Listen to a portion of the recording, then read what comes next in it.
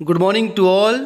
Myself Vijaypal, PGT इतिहास, government senior secondary school Rodai Rewari, कक्षा 10वीं के विषय सामाजिक विज्ञान, उप विषय इतिहास के पाठ 5 औद्योगिकरण का युग भाग 2 में आप सभी का स्वागत करता हूँ।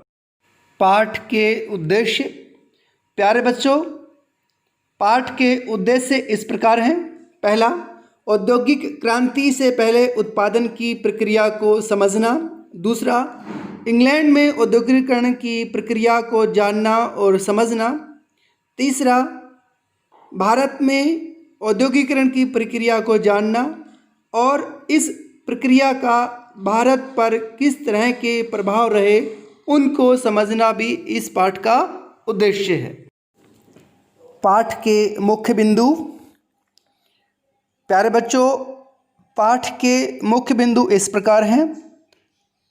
औद्योगिक क्रांति से पहले उत्पादन, हाथ का श्रम और वाष्प शक्ति, उपनिवेशों में औद्योगिकरण,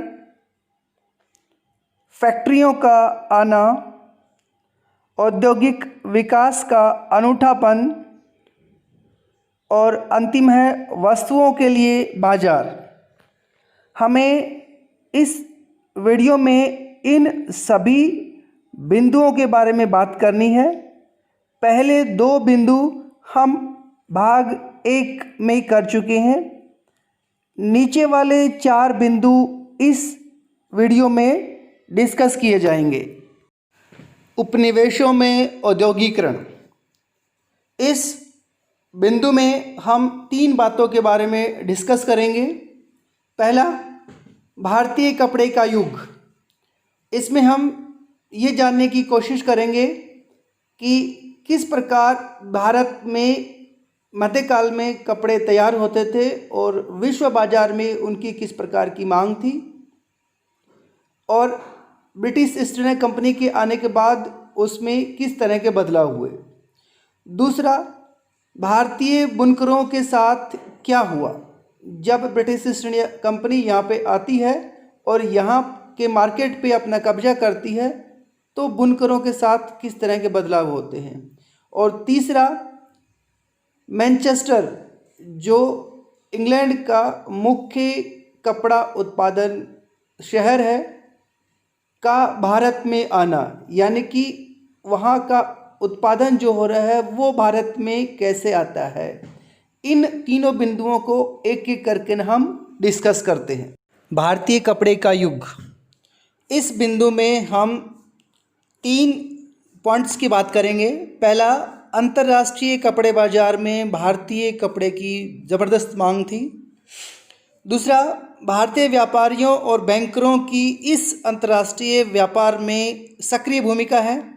और तीसरा है 18वीं सदी के मध्य से जब यहाँ पे ईस्ट इंडिया कंपनी का प्रभाव बढ़ता गया तो भारतीय कपड़े की या भारतीय बुनकरों की स्थिति बिल्कुल बदल गई। जैसा कि आप मैप में देख रहे हैं, ये भारत का मैप है। इसमें मध्यकालीन उन स्थलों को दिखाया गया है जो कपड़ा उद्योग के प्रमुख केंद्र हैं। दुनिया के सभी क्षेत्रों में, चाहे वो यूरोपियन देशों की बात हो, चाहे वो भारत के दक्षिण पूर्वी क्षेत्रों की बात हो, हर जगह भारतीय कपड़े की ज़बरदस्त मांग है और दुनिया भर के व्यापारी है भारतीय कपड़े को खरीदने के लिए हमेशा आतुर रहते थे। जैसा कि आप लोग पहले से भी जानते हैं, ईस्ट इंडिया कंपनी भी भारत में मसालों और कपड़ों के कारण ही भारत में आई थी और यहाँ से कपड़े को खरीद करके ना वो यूरोप के बाज़ारों में बेचते थे। इस बाज़ार में भारतीय व्यापारी और बैंकर हैं, उनकी सक्रिय भूमिका रही है। वे अपना पैसा लगाते और उसके ज़रिए फिर जो सौदागर हैं या सामान सप्लाई करने वाले हैं उनसे सामान को इकट्ठा करते और तैयार करके ना विश्व के बाज़ारों में बेचने में लगे रहते थे। लेकिन 18वीं सदी के मध्य के बाद, यानी कि 1757 की प्लासी की लड़ाई के बाद, जब बंगाल, बिहार और उड़ीसा पर उनका अधिकार होता चला गया, तो ये भारतीय कंट्रोलिंग वाली स्थिति है वो ख़त्म होती चलेगी।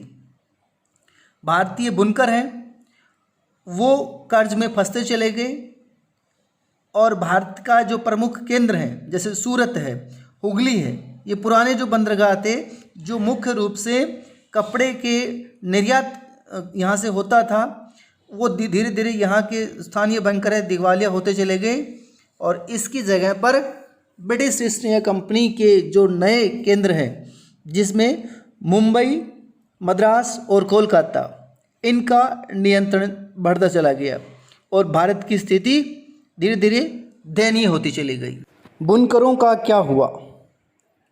जैसा कि हमने अभी डिस्कस किया है, 1757 के बाद बक्सर की लड़ाई होती है 1764 में और 1765 में ब्रिटिश ईस्ट इंडिया कंपनी को बंगाल, बिहार और उड़ीसा की दीवानी मिल जाती है। इससे पहले कर्नाटक में उनका अधिकार हो चुका होता है और कर्नाटक और बंगाल पर अधिकार होने के बाद भारतीय व्यापार पर ब्रिटिश ईस्ट इंडिया कंपनी का सीधा नियंत्रण हो गया और उन्होंने अपना यहाँ पे एकाधिकार कायम कर लिया और कई चरणों में भारतीय जो बुनकर है उन पर अपना नियंत्रण स्थापित कर लिया। सबसे पहले भारतीय जो व्यापारी और दलाल हैं उनको ख़त्म कर दिया गया। मार्केट से बाहर करने के बाद बुनकरों को सीधा अपने कंट्रोल में कर लिया ब्रिटिश ईस्ट इंडिया कंपनी ने। अब भारतीय बुनकर किसी दूसरे व्यापारी को सामान नहीं बेच सकते थे। इसके लिए ब्रिटिश ईस्ट इंडिया कंपनी ने भारतीय बुनकरों को एडवांस यानी कि पेशगी भी देना शुरू कर दिया था। इसके साथ साथ ब्रिटिश ईस्ट इंडिया कंपनी ने गुमास्ता नामक एक सरकारी कर्मचारियों को नियुक्त करना शुरू कर दिया जो बुनकरों की पूरी प्रक्रिया पर अपना कंट्रोल करते थे।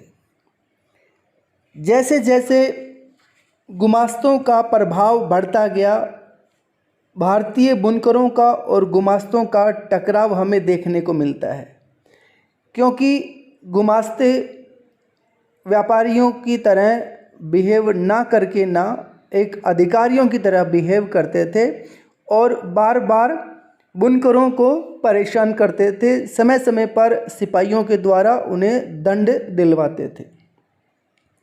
इन सब का परिणाम ये हुआ कि बुनकर की स्थिति है बहुत दयनीय होती चली गई और कर्नाटक तथा बंगाल के बहुत से गांवों में हमें बुनकरों के द्वारा गांव छोड़कर चले जाने के भी उदाहरण हमें मिलते हैं। बहुत से बुनकरों ने या तो अपने रिश्तेदारों के यहाँ शरण ले ली या उन्होंने बुनाई का काम छोड़ करके ना कृषि मजदूर का काम करना शुरू कर दिया। 19वीं सदी तक आते आते भारतीय बुनकरों के सामने एक नई समस्या आ गई और ये नई समस्या मैनचेस्टर का आना है। मैनचेस्टर इंग्लैंड का सबसे बड़ा शहर है जो कपड़ा उत्पादन करता है। हालांकि 1772 में एक ब्रिटिश अफसर हैं हेनरी प्लूतो, उन्होंने कहा था कि ऐसा समय कभी नहीं आएगा जब यूरोप के मार्केट में भारतीय कपड़े की मांग ख़त्म हो जाए। लेकिन 30 से 40 सालों में ही यानी कि 19वीं सदी के शुरुआत में ही यूरोप में भारतीय कपड़े की जो मांग है वो धीरे धीरे न केवल कम होगी बल्कि 19वीं सदी के मध्य तक ये बिल्कुल ख़त्म हो गई। उसका सबसे बड़ा कारण ये है कि जब इंग्लैंड में कपड़ा उद्योग शुरू हुआ तो वहाँ के उद्योगपतियों ने वहाँ की सरकार पे दबाव डाल करके भारतीय कपड़े पर बहुत ज़्यादा टैक्स लगवा दिया गया, जिसकी वजह से भारतीय कपड़े की कीमतें बढ़ती चली गई और यूरोप के बाज़ार में भारतीय कपड़े के लिए ख़रीदार नहीं रहे। दूसरी ओर ब्रिटिश ईस्ट इंडिया कंपनी ने भारत में राजनीतिक सत्ता हासिल करने के बाद यहाँ के बाज़ार पर अपना नियंत्रण कर लिया। इस कारण से भारतीय बुनकरों के सामने दो समस्याएं आ गई। एक, उसका स्थानीय और अंतर्राष्ट्रीय दोनों बाज़ार ख़त्म हो गए और दूसरा, उनके पास कच्चे माल के रूप में कपास उपलब्ध नहीं थी। इन सभी परिस्थितियों में भारतीय बुनकरों को अपनी स्थिति को बनाए रखने के लिए काफ़ी दिक्कतें सामने आ रही थी। इस वजह से धीरे धीरे भारतीय बुनकर भारतीय बाज़ार से बाहर होते चले गए और पूरे सामान पर मैनचेस्टर से बने कपड़ों का कब्जा होता चला गया। फैक्ट्रियों का आना।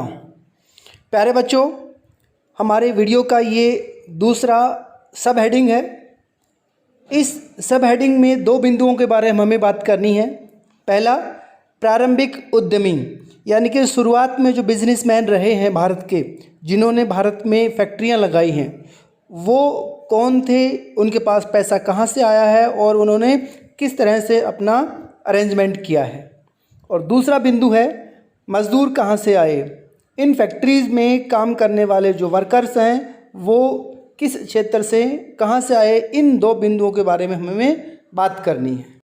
जैसा कि आप भारत के मैप में देख रहे हैं, सबसे पहले बम्बई में 1854 में यहाँ पे कपड़ा मिल लगी थी। बंगाल में पहली जूट मिल 1855 में शुरू हुई। उत्तर भारत में कानपुर में पहली कपड़ा मिल 1860 में एल्गिन मिल के नाम से शुरू हुई और दक्षिण भारत में 1874 में मद्रास में पहली कताई और बुनाई मिल खोली गई। अब हमारे सामने प्रश्न ये है कि इन फैक्ट्रियों को कौन शुरू कर रहा है और उनके पास पैसा कहाँ से आ रहा है। जैसा कि आप लोगों ने कक्षा 9वीं में पढ़ा था कि ब्रिटिश ईस्ट इंडिया कंपनी चीन के साथ अफीम का निर्यात करती थी जो भारत में उगाया जाता था। अफीम के बदले में चीन से वो लोग चाय खरीदते थे जिसकी यूरोप में बहुत ज़्यादा मांग थी। In British east India company के व्यापारियों के साथ बहुत से भारतीय भी सहायक व्यापारियों के तौर पे चीन में व्यापार करते हैं और वहाँ से काफ़ी पैसा कमाते हैं। ऐसे ही एक व्यापारी हैं जिन्होंने बंगाल में चीन के व्यापार से कमाए पैसे से कई उद्योग शुरू किए। 1830 से 40 के दशकों में उन्होंने 6 संयुक्त उद्यम कंपनियां शुरू की। ये हैं द्वारकानाथ टैगोर। हालांकि बाद में व्यापारिक नुकसान में इनका व्यापार बैठ गया, लेकिन बम्बई में दूसरे बिजनेसमैन हैं दिनसा पेटिट और बाद में जो टाटा ग्रुप का एक बड़ा साम्राज्य खड़ा किया उसके जमशेद जी नुसरवान जी टाटा। इन लोगों ने भी चीन के साथ कमाए धन से भारत में फैक्ट्रीज लगाना शुरू किया। इसी तरह 1917 में कलकत्ता में पहली जूट मिल एक मारवाड़ी बिजनेसमैन सेठ हुकुमचंद ने भी चीन से पैसा कमाकर ही व्यापार शुरू किया था और यही काम जीडी बिड़ला के पिता और दादा ने भी शुरू किया था। एक दूसरा व्यापारिक ग्रुप भी था जिसने मध्य पूर्व एशियाई देशों, अफ्रीका और दक्षिण पूर्वी देशों से व्यापार करके पैसा कमाया। ये जितने भी व्यापारी हैं ये प्रारंभिक उद्यमी हैं। इन्होंने ब्रिटिश ईस्ट इंडिया कंपनी के जितने भी व्यापारी हैं उनके साथ सहायक के रूप में काम किया। हालांकि धीरे धीरे ब्रिटिश ईस्ट इंडिया कंपनी के व्यापारियों ने व्यापार पर अपना कंट्रोल कर लिया और इनका जो क्षेत्र है सिकुड़ता चला गया। हालांकि प्रथम विश्व युद्ध के बाद भारतीय व्यापारियों को उभरने का मौका मिला और धीरे धीरे उनका व्यापार एक्सपेंड करता हुआ चला गया।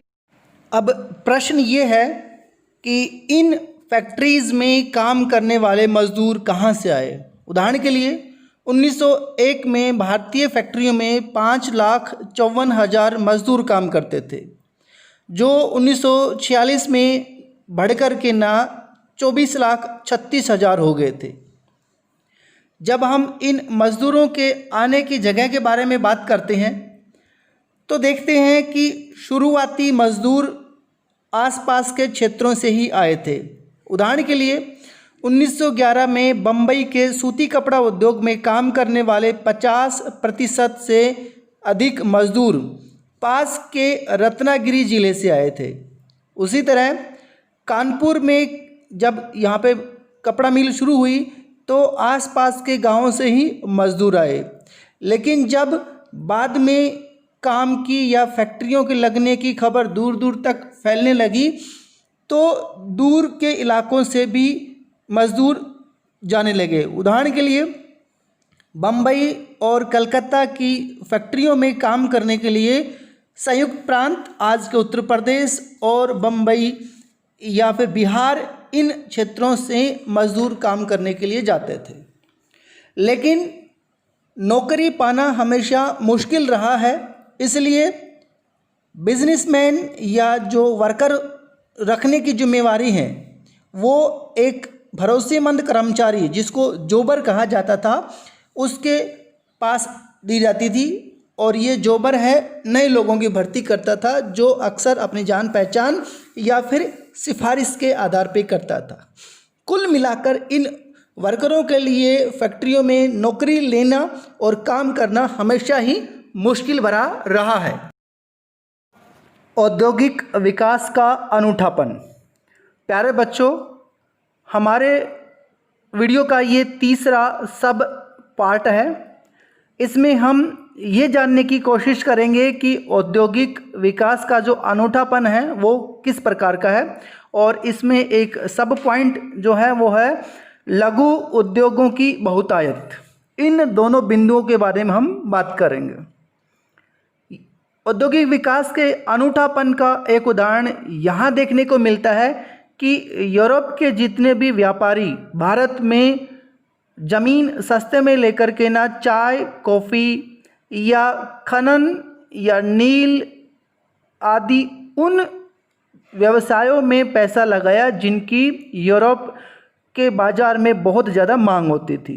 यानी केवल यूरोप के मार्केट को ध्यान में रखकर उन्होंने पैसा लगाया, भारत के मार्केट में उनकी कोई दिलचस्पी नहीं थी। इसी तरह जब भारतीय व्यापारियों ने भी यहाँ पर नए उद्योग लगाने शुरू किए तो उन्होंने भी उन क्षेत्रों में पैसा लगाया जहाँ ब्रिटिश ईस्ट इंडिया कंपनी के व्यापारियों या इंग्लैंड के व्यापारियों के साथ कोई कंपटीशन नहीं था। उदाहरण के लिए शुरुआत के जो कपड़ा उद्योग थे, उन्होंने कपड़ा बनाने के बजाय मोटा सूती धागा बनाना ही ज़्यादा उचित समझा, जिसका ब्रिटिश के साथ किसी प्रकार का कोई मुकाबला नहीं था। इसी तरह 20वीं सदी के शुरुआत में कुछ ऐसी घटनाएं होती हैं जिनकी वजह से भारतीयों का जो व्यापार है या भारतीय व्यापार है उसको बढ़ावा मिला। उदाहरण के लिए स्वदेशी आंदोलन और बहिष्कार आंदोलन है, इसने भारतीय कपड़ा या भारतीय उद्योगों के सामान को बढ़ावा दिया। इसी तरह 1906 के बाद चीन में जो सामान भेजा जाता था उसका निर्यात बंद हो गया। इसकी वजह से भारत के ही लिए उत्पादन करना शुरू कर दिया गया। जब प्रथम विश्व युद्ध होता है तो चीन और दूसरे जो विशेषकर इंग्लैंड जैसे देश जिनका भारत के साथ मुकाबला होता था वो युद्ध के कामों में व्यस्त हो गए और इसलिए भारतीय व्यापारियों को अपना व्यापार फैलाने का मौका मिल गया। और युद्ध के बाद मैनचेस्टर यानी कि ब्रिटेन का भारतीय बाजार में पहली जैसी स्थिति कभी नहीं रही, क्योंकि अमेरिका, जर्मनी और जापान के मुकाबले इंग्लैंड अपने उद्योगों का आधुनिकीकरण नहीं कर पाया और भारतीय अपने व्यापार को और ज़्यादा विकसित करने में कामयाब रहे। प्यारे बच्चों, इस सब हेडिंग का दूसरा पॉइंट है लघु उद्योगों की बहुतायत। हालांकि हमने ऊपर देखा है कि फर्स्ट वर्ल्ड वॉर के बाद भारतीय उद्योगों को पनपने का मौका मिला, लेकिन अगर हम उनकी कुल संख्या देखें तो काफ़ी कम नज़र आती है और जितने भी बड़े बड़े उद्योग थे वो अधिकतर बंगाल और बम्बई तक ही सीमित थे। उदाहरण के लिए 1911 में 67% इन्हीं दो क्षेत्रों में ही बड़े उद्योग थे और बाकी जगह छोटे उद्योगों का ही दबदबा था। उदाहरण के लिए बड़े उद्योग हैं, उनमें काम करने वाले मजदूर 1911 में कुल मजदूरों का केवल 5% और 1931 में कुल मजदूरों का केवल 10% ही थे। बाकी मजदूर गली मोहल्लों में स्थित छोटी छोटी वर्कशॉप और घरेलू इकाइयों में ही काम करते थे। कई मामलों में तो देखा गया है कि हाथ से तैयार करने वाले सामान या उत्पादन की मांग बहुत ज़्यादा बढ़ गई थी। उसका कारण ये है कि तमाम समस्याओं के बावजूद भी बुनकर अपना काम किसी तरह से चलाते रहे। उदाहरण के लिए 1900 से 1940 के बीच यह उत्पादन 3 गुना बढ़ गया था। इसका कारण ये है कि बहुत से बुनकरों ने नई तकनीक को अपना लिया था। जैसे दक्षिण भारत की अगर हम बात करते हैं तो देखते हैं कि लगभग 35% से भी ज़्यादा हथकरघों में फ्लाइंग स्टल का इस्तेमाल किया जा रहा था। इसी तरह कुछ बुनकर मोटा कपड़ा बनाते थे जबकि कुछ महीन कपड़ा बनाते थे।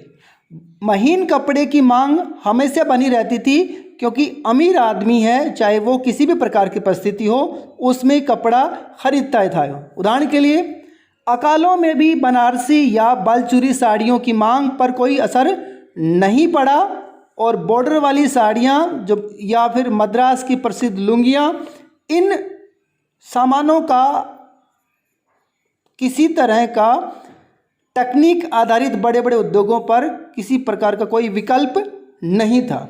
लेकिन इसका मतलब यह नहीं है कि बुनकरों की ज़िंदगी कोई अच्छी थी। हम पहले भी देख चुके हैं कि उनकी ज़िंदगी काफ़ी कठोर थी। पूरा परिवार साथ में लगा रहता था और फिर मुश्किल से वो अपना पेट भरने लायक ही कमा पाते थे। प्यारे बच्चों, हमारे इस लेक्चर का चौथा और अंतिम उप बिंदु है वस्तुओं के लिए बाजार।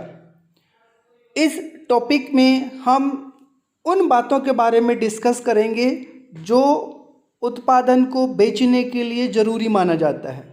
उदाहरण के लिए विज्ञापन। साथ में ये भी देखेंगे कि विज्ञापनों के रूप में किन किन चीज़ों का इस्तेमाल किया जाता था। उदाहरण के लिए लेबल लगाना, जैसे मेड इन मैनचेस्टर, या देवी देवताओं की तस्वीरों का उपयोग, या कैलेंडरों का उपयोग, या महान व्यक्तियों की तस्वीरों का प्रयोग। एक एक करके इन सभी को देखने का प्रयास करते हैं। जैसे कि आजकल आप टेलीविज़न में, अखबार में या आसपास बाज़ार में निकलते हुए होर्डिंग्स पर देखते हैं कि हर सामान का प्रचार करने के लिए या तो खिलाड़ियों को या सिनेमा के हीरो हीरोइंस को या किसी दूसरे क्षेत्र के प्रसिद्ध लोगों की तस्वीरें लगाई जाती है ताकि लोग उनसे प्रभावित होकर उन सामानों को खरीदें। इसी तरह जब हम 18वीं 19वीं सदी के उत्पादन के बाज़ार के बारे में बात करते हैं तो हमें इसी प्रकार की तस्वीरें देखने को मिलती है। जैसे कि आप इन तस्वीरों को देखिएगा, इनमें या तो देवी देवताओं की तस्वीरें इस्तेमाल की गई हैं, जैसे सनलाइट सोप है, इसमें भगवान विष्णु को आसमान से रोशनी लाते हुए दिखाया गया है। इसी तरह नीचे आप एक और तस्वीर देख सकते हैं, इसमें भारतीय मिल के बने कपड़े को दिखाने के लिए देवी का तस्वीर का इस्तेमाल किया गया है। इसी तरह आप इस तस्वीर को देखिए, इसमें मेड इन मैनचेस्टर लिख करके ना ये दिखाने की कोशिश की गई है कि ये सामान उसकी गुणवत्ता को दिखाता है। इसी तरह इस तस्वीर में देखिए भगवान कृष्ण की जो फ़ोटो है उसको ग्राइप वाटर के लेबल के तौर पे इस्तेमाल किया गया है ताकि लोग इनसे प्रभावित होकर इसको खरीद सकें। इन तस्वीरों में देखिए, इसमें महाराजा रणजीत सिंह की तस्वीर को दिखाया गया है और ये बताने का प्रयास किया गया है कि अगर आप महाराजा रणजीत सिंह को आदर देते हैं तो इन चीज़ों का, इन सामान को भी खरीदें। इसी तरह बहुत से जो महान व्यक्ति हुए हैं, विशेष करके ना जो हमारा आज़ादी का आंदोलन चला उसमें नेताओं की तस्वीरों का भी इस्तेमाल किया गया है। तो कुल मिलाकर के ना ये वो तरीके हैं जो विज्ञापनों के माध्यम से सामान को बेचने के लिए इस्तेमाल किए जाते रहे हैं 17वीं 18वीं शताब्दी में, आज की तरह ही। पाठ की दोहराई। प्यारे बच्चों, हमने पाठ के इस दूसरे भाग में 4 बिंदुओं के बारे में आपके साथ चर्चा की है। पहला है उपनिवेशों में औद्योगिकरण। इसमें हमने भारत में किस प्रकार औद्योगिकरण होता है, उसमें क्या क्या समस्याएं आती हैं, इसके बारे में आपके साथ डिस्कस किया है। दूसरा है फैक्ट्रियों का आना। इस बिंदु में हमने बात की थी कि किस प्रकार भारत में भारतीयों के द्वारा चीन और दूसरे देशों से कमाए गए धन के आधार पर यहाँ आधुनिक उद्योगों का निर्माण शुरू किया जाता है। अगले बिंदु में हमने बात की थी औद्योगिक विकास का अनूठापन। अनूठापन का मतलब खास बातें, जिसमें हमने देखा था कि किस प्रकार यूरोपीय और भारतीय व्यापारियों ने अलग अलग तरीके से अपने अपने बाजार को चलाया। और अंतिम पॉइंट में हमने बात की थी वस्तुओं के लिए बाजार, यानी कि जो सामान उत्पादन किया जा रहा है कैसे लोगों को आकर्षित करने के लिए विज्ञापनों का सहारा लिया गया है। प्यारे बच्चों, गृह कार्य के तौर पर आपको निम्न प्रश्न करने के लिए दिए जा रहे हैं। इन प्रश्नों को करने से पहले वीडियो को ध्यान से सुने।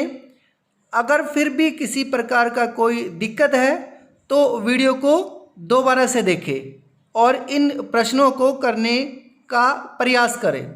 पहला प्रश्न है, ब्रिटेन और भारत में होने वाले औद्योगिकरण में क्या अंतर दिखाई देता है? कारणों को स्पष्ट करें। दूसरा प्रश्न है, आधुनिक भारतीय उद्योग मुंबई और बंगाल तक ही सीमित थे, ऐसा क्यों? यानी कि कारण स्पष्ट करने हैं। और तीसरा प्रश्न है, औद्योगिक विकास का अनूठापन को उदाहरणों सहित समझाइए। अनूठापन मतलब औद्योगिक विकास की क्या खास बातें रही हैं। Thank you. Have a nice day.